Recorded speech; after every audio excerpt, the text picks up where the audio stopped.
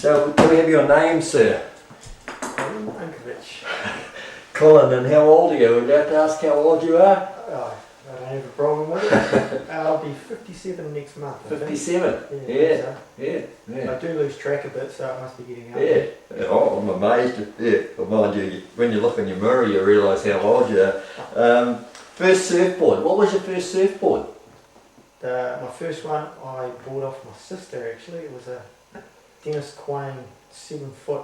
Yeah. It was a strange thing. It was like a double ender, symmetric nose and tail. Yeah. Heaps of roll in the bottom. Yeah. Yeah, I never did like it. So your sister started you off, was she surfing at that stage? And Yeah, my brother was as well. Yeah. Neither of them were particularly serious. Yeah. But my sister wasn't really serious at all. Yeah. Which I guess is why she sold me the board. But it did the job, got me started. Yeah, so where did you start surfing? My first surf ever was at Ruakaka Beach. Yeah. But most of the time, initially I went down where the dock campground at Uritidi is now. Yeah. Yeah. There was, and then it was really nice. There was just those really nice pine trees. Yeah. It was beautiful, so sheltered, you know, you could just drive and park under the pines, and Yeah. it was great. I didn't have a wetsuit. I'd just be, you know, So you surfed through winter with in those days, yeah? Yeah. So roughly what year? rugby jersey Yeah. type thing. So roughly how old were you when you first started, sort of? Well, I couldn't start until I got my driver's license. Yeah. I had my first surf before I got my driver's license, Yeah. but I got my driver's license the day after I turned 15. Guys trying to go for a licence now, be so jealous because it's quite a hassle. In those days you just roll up and asked you a few questions and took you for a drive, wasn't it? Yeah. Yeah, it wasn't too bad, yeah. Plus coming from a farm, you know, I'd been riding and driving things all my life. Yeah. And having farm paddocks to drive on. Yeah. So where did you actually grow up as a kid? Marta. Marta, yeah. So you're definitely a local boy, and yeah. So what was your first car? Again, with my sister, I owned half a Mini. So who got the biggest share of driving around? Did you have days, or how did that work? Well, she had more opportunity than me, so Yeah, she was yeah. sort of on the winning end Yeah. of it. But she bought me out Yeah. in the end, which was the logical thing. That would have been a great little car. They could hug the road, couldn't they? And, Yeah, and of course they cost nothing to run, especially back then. You know? Yeah. And then after that, I think the first whole car I had was the dreaded VW Beetle. Yeah. And they were fair. I had one of those. I just went everywhere and that. And they were cheap to run too, but they couldn't go that fast, could they really? Oh, it was horrible. Yeah. You didn't like it? Nah. Yeah. Unreliable. Oh, Bad handling. Yeah. Leaked water every time it rained. No, Well, I had a German assembled one, and on a metal it could really go away if you knew how to drive it, but you didn't find it quite like that. You didn't like it. I had it for years. Yeah. No, I didn't like it. Yeah. It's useless. Yeah. So once you got that first surfboard, I know you teamed up with Roger. You went to school with Roger. How did you get into this working together business and all that, which you did for years and years? Well, it was just usual story, just through surfing. You know, like I started off surfing on my own. Yeah. And then I guess I just ended up surfing with all of those guys. Roger was one of a group. Yeah. You know, there's Tony Coons and Yeah. Derek Rowland. They're just A bunch that you knew pretty regular at the same break or the same breaks around there. Yeah. That was just up at the power station. Yeah. You know, power station racecourse area long before the racecourse was there, of course. Yeah. It's a very underrated, like a lot of people don't realise you drive there a lot of days and it's flat, but when you get there some swell, that can be a very powerful mean wave there, can't it? It really does work when in the right conditions, yeah. It's amazing in this bay how the character of the waves changes from one end to the other. They're quite different. I think it's because of the variations in bottom contours and depths from one end of the bay to the other. Yeah. It's a lot shallower further out up that end, so by the waves up there get cleaned up, groomed a lot earlier and more by the time they get to the beach, whereas down this end compared to up there, Yeah. The waves are sort of a bit more raw. Yeah. Quite different in character. Yeah. Yeah. Totally different. Yeah. Yeah. And I just ended up teaming up with those guys and surfing with them all the time. And there was no board makers around here Yeah. at the time. Would have been Auckland, I suppose. Would have been because Super Session would have been long gone by then. They went down to Auckland or whatever, didn't they? Or Hamilton, Yeah, I think, or something. They were here for a while. Yeah. And then, as you say, they moved away. Yeah. There was, like Wilkinson Sports would bring up boards and have in their shop every now and then, and there was another dive shop in Water Street used to stock boards every now and then. Yeah. That was really your only option. Yeah, but if you want a board, particularly a different shape or something, you'd have to get it ordered, or you make it your own sort of thing, to what you suited you sort of thing. Yeah. Yeah. Plus, at the time, Mike Cooney had moved back into the area after being away for years, and another guy called Phil Coonrod who had an unusual board, a Steveless Fish, which was completely different to everything else that was going on at the time. Yeah. And we could see that it was working differently. You Yeah. couldn't buy anything like that in this country. It wouldn't matter who you went to. You couldn't Yeah, buy anything they just like didn't that. make them. Yeah. No, No. it wasn't an option. Yeah. And, So a lot of these guys were travelling overseas and bringing the odd different board back that you look at it and think, oh, that's different. Yeah. Yeah. Well, Mike had a whole bunch of boards from South African guys. Yeah. Yeah. Phil's board was Californian. Yeah. It was quite an eye-opener Yeah. to people who knew nothing anyway, Yeah. but to be exposed to that was a Yeah. pretty valuable thing at the time. Yeah. So So it sort of got us interested in looking at stuff and Yeah. making our own. yeah. So I can remember going to the factory when you guys were there, and you guys were making some funny, different type boards. Have you always done that? Just pushing the limits and doing different types of shapes and that sort of thing, just experimenting yourself, or yeah, Constantly. yeah, What works for one person will just be a horrific failure for somebody else, depending on your style and, yeah, yeah, and how you use your body weight, what you like to serve. yeah, yeah, Yeah. And apart from anything else, it keeps things really interesting. yeah. So where have you, where have you surfed overseas? Yeah. Whereabouts? Tell us what's your favourite, a trip that you've done overseas that was you caught some great surf that really stands out in your mind. Well, they've all pretty much all had flashes of really good stuff on the day. I guess there's two places that really stick in my mind. One is not a place that sort of gets talked about for surf all that much. It's Norfolk Island. Yes. I've been there a couple of times. The second time I went there, just through dumb luck, no planning whatsoever, just happened to luck a week of absolutely ideal conditions for one of the breaks. Yeah. It was the conditions couldn't have been any better for a week. Yeah. We had a cyclone swell that just took the perfect path. It was far enough off the coast and in the right place to give the offshores. Yeah. And it was just the best performance wave I've surfed anywhere. So what, we're doing a beach break or a point break or what? No, it's a left-hand reef. Yeah. So it's off the coast a bit, or? No, it's across a pretty narrow lagoon. It's not a far paddle at all. So you took boards to Norfolk Island to go surfing? Because took a couple. Yeah. No, it was incredibly good actually. Yeah. So what size are we talking about? Oh, the biggest it got up to was probably triple overhead, but that was actually when it peaked, when the size peaked, that was the worst day. Yeah. The wind was a bit strong and slightly changed direction. Yeah. Mostly it was sort of double overhead. Yeah, that's a good size wave. And just flawless. Yeah. So how many hours were you out for it? But hours and hours every day sort of thing? No, not actually that long. I just sort of picked the eyes out of it. I go out first thing in the morning and surf for 2 or 3 hours, I suppose. And by then, it's shattered. Because they're really long waves. Yeah. You're doing like 5 or 6 full bottom top Yeah. combinations as hard as what you possibly can. Yeah. Yeah. Um, So they've got local surfers there? There'd be a few, would there, or not that many?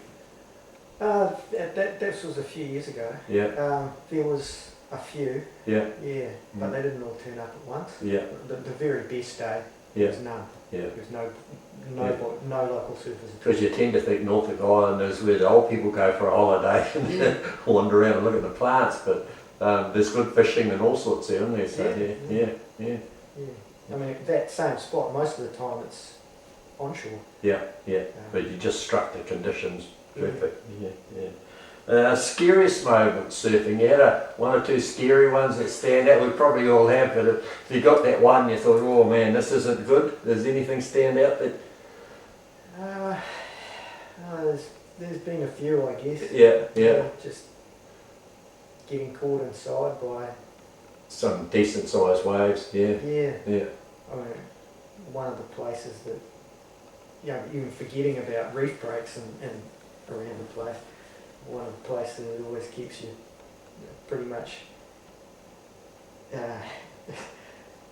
fairly intent on seeing what's going on, particularly if it's a bit of size of Bailey's. Yeah. Yes. Because you can't get away from it. You can't paddle around the side of them. Yeah. I've been there a few times when I was younger, and I never really liked the place just because I got beaten up a few times there. But it does have great surf, and a lot of guys do go over there. Yeah. Yeah, it can be.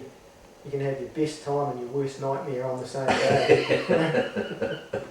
They still got those paddle crabs out there. They're pretty mean on your toes if you're standing there and waiting to get out. I used to have a bit of problem with those at some time. Never struck that. Them over there. Yeah, certainly. Yeah. Not over there. Yeah. Who, when you were starting off, who were you looking up? Who were your heroes? Who did you? Was it the overseas films or magazines that you were sort of looking up to, or anyone local that you thought, man, he's a good guy, or? Yeah, sort of in those years, the people that everybody was looking up to were the Hawaiians. Yeah. Particularly, that was the time when Jerry Lopez and Rory Russell were starting to really stand out, push the boundaries at pipe. Yeah. So Michael Peterson was about the only other one really, when he, again in Hawaii though. Yeah. We didn't get that much information about what was going on. No. Have you surfed in Hawaii yourself? Oh, briefly years ago. Yeah. But what, too crowded or just? Yeah, I didn't really enjoy the whole thing. Yeah. I've never liked crowds. No. Time goes by, I'm getting to like them even less. But yeah, the place didn't fascinate me. Yeah, because you're a very, very good surfer. Did you ever get in the contest scene, or not really? That didn't appeal to you, or did you do a few? Yeah, I did for years I did a lot of the local ones. Yeah. And I did some of the national ones when my workload would allow. Yeah. Which, wasn't on any consistent basis. So if you had a lot of orders, the contests were out, you concentrate on getting your orders out and that sort of thing. Yeah. They mostly seem to be at the busy time of the year. Yeah, through the summer months. Yeah. Couldn't afford the time. Yeah. I did a few one year. Managed to do a few. Yeah. And the highest ranking I got was 12th. Yeah, that's very, very good. Yeah. Considering that most of the time when I'd be doing them, I might not have surfed for ages because I've been too busy trying to get through all of this work to give myself time to actually go away for a few days. It's a different fish. I've seen young fellas that have been brilliant surfers, and you put them in a competition and they see someone else catch a wave, they panic, they catch waves they shouldn't be. It's definitely is an art, competition surfing, and it's because most people, you go out surfing and you just sit there for a couple of hours and you take what waves you want, but when a competition you've got 10 or 15 minutes and you've got to catch a couple of good waves, it's very tricky, really. It's a different approach to it. Like, luck has a massive amount to do with it, obviously, but at the same time you watch guys and miraculously they always seem to have the good luck. There's more to it than that.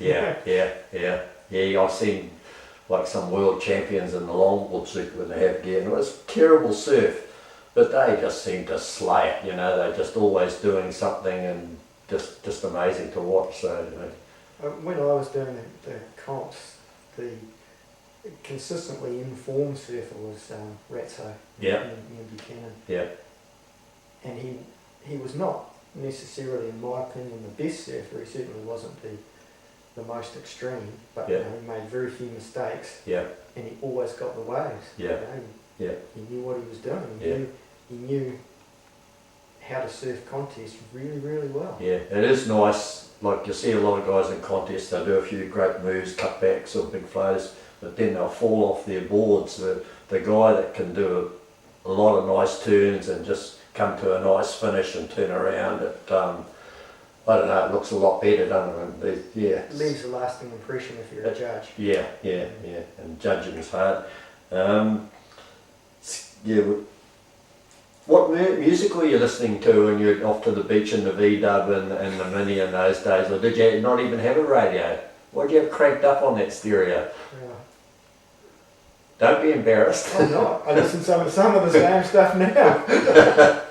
What did you have cranked up on then? A variety, actually. Yeah. Everything from Black Sabbath to Van Morrison. Yeah. Whatever your mood was in, that's yeah. All sorts. I've literally got some of the same albums now, Yeah. and I still listen to them. Yeah. Obviously, got all sorts of other stuff as well, but Yeah. they haven't diminished with age. It's still really good stuff as far as I'm concerned. Shark sightings. You had any shark sightings when you've been out? Any scary things with fish out in the water? Yeah. Tell me one or two about what was your scariest one? There's been two that had me a bit concerned. Yeah. One was when I was out a long way out. Yeah. Catching a Spot X reef break somewhere or something. Yeah. Possibly. Yeah. And I saw basically the front of a fish stick up out of the water. Yeah. And the water for some distance behind it was disturbed. Yeah. And it was basically just thrashing around and it just got taken under. Yeah. And that was directly across where I was having to paddle. I was actually on the way back. Yeah. Way back in. Yeah. So you did a bit of a U-turn, or? No, I actually stayed exactly as I was. Yeah. Over the top of it. Yeah. So that was around the northern coastline somewhere. Yeah. Sharks eat, and I just happened to be unfortunate enough to see it doing it. But it's always no one's been eaten in Northland yet, as far as we know. Have they, by a shark? Or? Yeah, somebody got bitten out nowhere away years ago. Did they? Years ago? Yeah. The other one was when I was on the Sunshine Coast. Yeah. In September, I was out at this place called Watala, and I was out the back, and a set was coming, and I didn't like the first one, so it rose up in front of me and it disappeared. And when it disappeared, in the stretched out across the next wave was the shark, and it was a light silver colour, and it was I don't know how long, 15 feet. A good size, yeah. It was a great white. Yeah. It was huge. Yeah. And I couldn't believe my eyes, because at that stage great whites weren't supposed to be in warm water. No, that wasn't a known thing. Yeah. They were supposed to inhabit cold water. Now everybody knows different. Yeah. So it took me a while to register what it was. You know, initially I thought it was something other than a shark. Yeah. You know? Log or seaweed or something, yeah. Well, I thought it was, a whale or a small whale, something like that. And then it did the death roll. Yeah.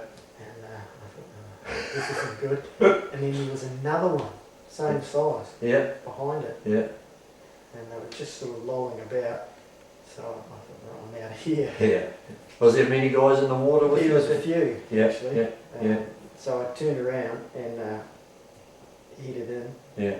And I intercepted this mate of mine who was paddling out. Yeah. And I said, there's two sharks out there, and I think they're great whites. And he lived there. Yeah. And he'd never seen them, and he sort of looked at me pretty sceptically. Yeah. And there's some little grommets paddling out as well, some when I was a grommet, so I went and said them and said the same thing. They just told me to piss off. Yeah, yeah, So I hit the beach anyway, Yeah. and then they all saw them. yeah. And it basically turned to Oh, walk okay. off. It's not something that you really want to. Yeah. So, favourite New Zealand trip? Anywhere you've travelled around and you've had great waves in New Zealand? Anything stand out? Because you've probably surfed most of the coast, have you? Oh, yeah, the places that I've been, Yeah. again, I've had good waves Yeah, on all sorts of odd occasions. Yeah. New Zealand's a bit funny like that. It can be just dismal junk. yeah. But if you manage to go somewhere On the right day, yeah, yeah, yeah, But it doesn't always have to be big or epic even to have a really good time Yeah. in this country. yeah, So long as the swell direction's right yeah, and the wind direction's Yeah. right, we've got lots of breaks that work when it's Yeah. small or big or Yeah. whatever. yeah. Well, we are lucky because we have got a lot of hidden breaks around the place, and you can go there even today and there's only 2 or 3 guys out and you've got nice little 3-4 foot waves really peeling off, isn't it? So There are still some spots like that, but Yeah. we have the other extreme now where there's places that just aren't worth going. yeah, because of the crowds, and especially Christmas and that sort of thing, for a few weeks there. Yeah, some places are just off the menu. Yeah, yeah, yeah. So what's your favourite break at the moment? Where do you head for a surf? Just down the road? Because this bay is just mainly it's just beach breaks. Yeah, You're reliant on sand conditions. So yeah, just Yeah. anywhere, not even necessarily just in the bay.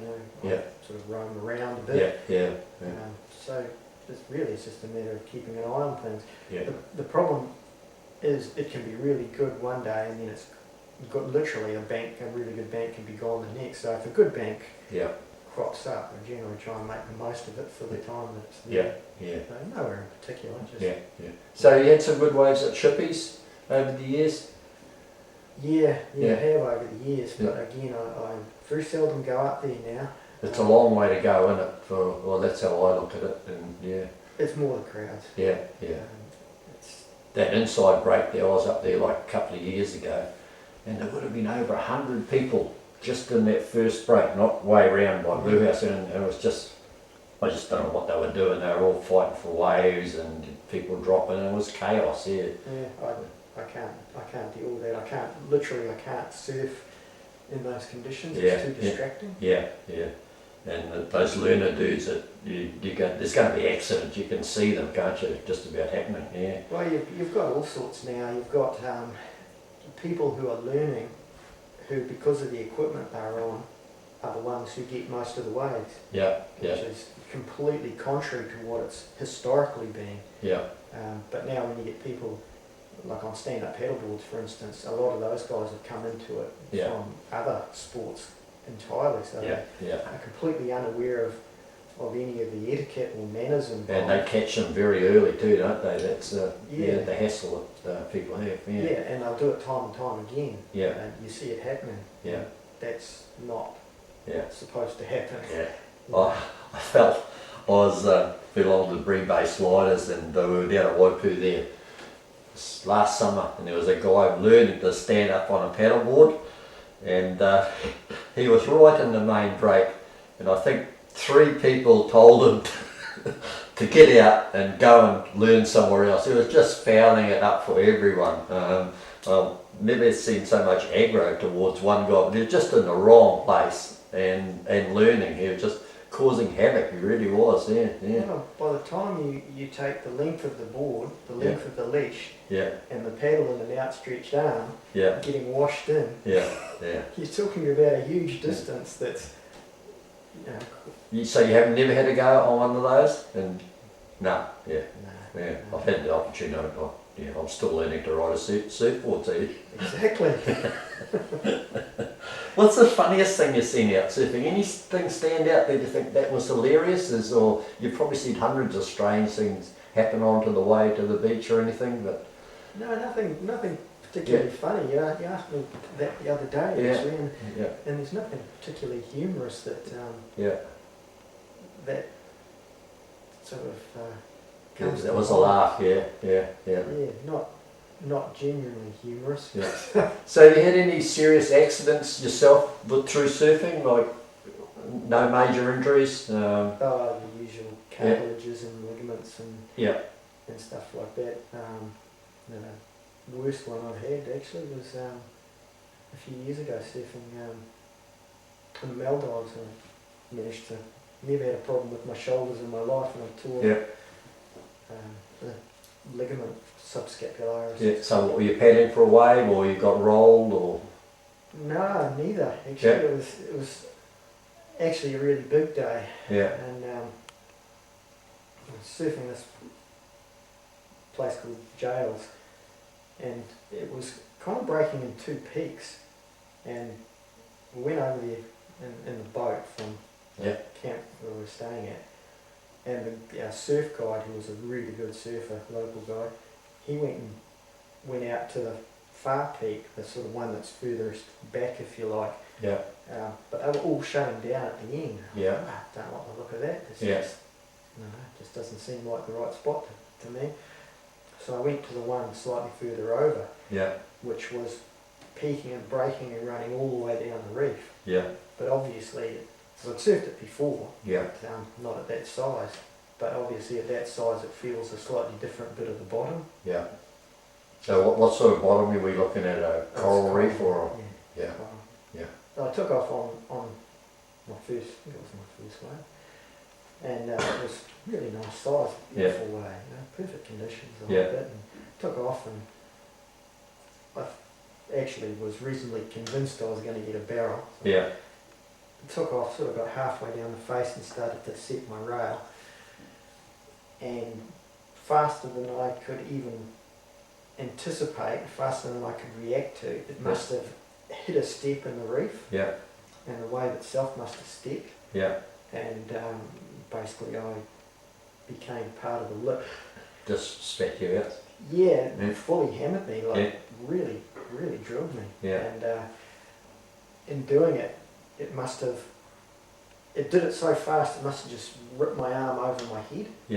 And just tore this thing through there, which is, it's a really difficult one to tear apparently, it's really thick. Yeah. So that was it, you would have paid a fortune to get, a fair bit to go on this trip, and that was it, no more surfing that trip, or did you get back in? I stayed out of the water the rest of the day. I had to paddle back to the boat, try and climb up with one hand. It wasn't easy. And then after that I surfed every day still, but you knew something was wrong. Well, I was just paddling with one arm. True. There's a lot of Kiwis go to the Maldives for. So you jacked it up in New Zealand through a guide, hired a boat. How many guys went on the boat with you, sort of thing? It's a bit of a different setup than that. It's that you stay in the place and they have a whole bunch of boats. And you basically just rock up and say, can you take us over there? To the river. And sometimes they take you straight away. Other times they might wait until 2 or 3 other guys express the interest to go there. So would you recommend them there for a trip for any up and coming surfer, or more experienced surfers, or the conditions are so different, I suppose? No, it's really nice. It's really nice. Really usable. And accommodation's very good. No, it's a really good place. It's, What do you think about these young fellas today that are doing all these fantastic aerial moves, and what are your thoughts on what these young guys are doing nowadays, or do you think it hasn't changed? How they're pushing the boundaries all the time, or? Oh, it's changed a lot. An awful lot. Same as always, though. You get guys who do it as a really good part of their surfing repertoire, and there's guys who sacrifice too much to try and do it. Like there's plenty of surfers out there who surf with a lot of power, and they still do all that stuff. But there's a lot of guys who don't surf with any power at all. They haven't learned how to use their rails properly. But they're not interested in doing that. They're only interested in doing these tricks. And I think that's a bit sad. So you think the surfboard shapes and you've done it for years and years and years, where do you think it's always changing a little bit? What do you reckon we'll have in 20 years' time with surfboard, or is it very much similar today, or the basic shape hasn't changed that much, but it's just the bottoms and the rails people always tweaking with, haven't they? Or what are your views, what are your views on where surfing's going to go in 20 years sort of thing? What do you think they'll be riding? It's kind of a bit hard to know. Yeah, It could go a couple of different directions, but the big sort of breakthrough, I guess, for performance boards was the whole reverse V thing that Morris Cole and Tom Curran sort of tripped over, really, by the sounds of it, years ago, and that led to a lot more efficient designs, boards that don't displace water, more they sit on top of it and they're able to generate more speed and a lot more lively and stuff. But there kind of seems to be a bit of a swing back to the old displacement type hulls I've seen. But I think the biggest change could well be corporates swallowing up the smaller businesses, or making it more difficult for smaller businesses. I mean, when we started, we had nobody to learn off, and not really much in the way of competition around here as far as boards go. And that's how a lot of guys started. And you got feedback from all these guys, and you sort of changed. It was a real backyard experience initially. But now with the likes of SurfTech and those huge companies, huge multinationals, they still sell their boards for a similar, or in some cases larger amount than a fully handmade variety. Why don't you? They should be cheap as when they're. Oh, they should be. I know they cost very little to make. It's crazy, isn't it? But I guess they've got shareholders, and like any looking for a profit. The profit, but they, I would say, in the fullness of time, are going to make it really difficult for people, the modern version of what we were, to actually start out. It'll probably vary from country to country too. Those sorts of boards will be more accessible. And of course, we're in a whole different generation of surfers now. People now are going to want to be able to walk into a shop and see what they want and to buy it straight away and to walk out with it. Whereas, it's a different experience when you custom order a board. It can take months sometimes to get what you're after. But I like to have your own. I get Roger Cross shapes, a few of mine that I've had, and it's nice to put your own design and have your own feedback, and you really feel like it's your board. I don't know, it's hard to explain, but you help design it, and this is your board, and you feel good about that. It's funny thing. It's good to know you've had an input into it yourself. But these days we're sort of in the I want it and I want it now kind of mindset. I noticed, it used to brass me off with both my kids were surfers, and you see these, especially young girls, I get annoyed, they'll go into a surf shop and they'll buy the flashiest little wee thing that is just not suitable. It's not the learning thing, but you see that time and time again, they go out in this little wee board that's not designed for learning, and they give up because they're not catching any waves, and hopefully that's not happening so much, but I used to see that a fair bit. But that was definitely something that was happening quite a bit. But there's also, it also extends in the other direction. Obviously the easiest boards to learn on are long boards. But I have seen a lot of people who get quite scared by them because of the amount of area and board. If the wave pushes you when you're on a longboard, it's got a lot to push. You have to have the upper body strength to be able to counter that or get out of the way of it even.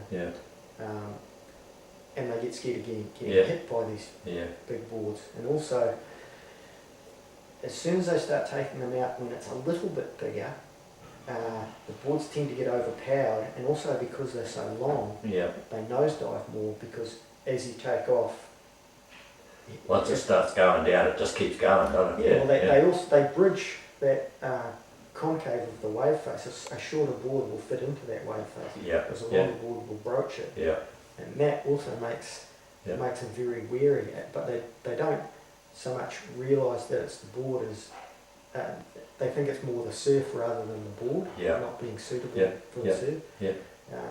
So it makes people wary. If they dropped a little bit, Yeah. they find that the whole thing becomes easier. Yeah.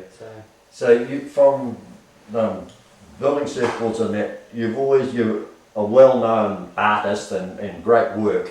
thanks.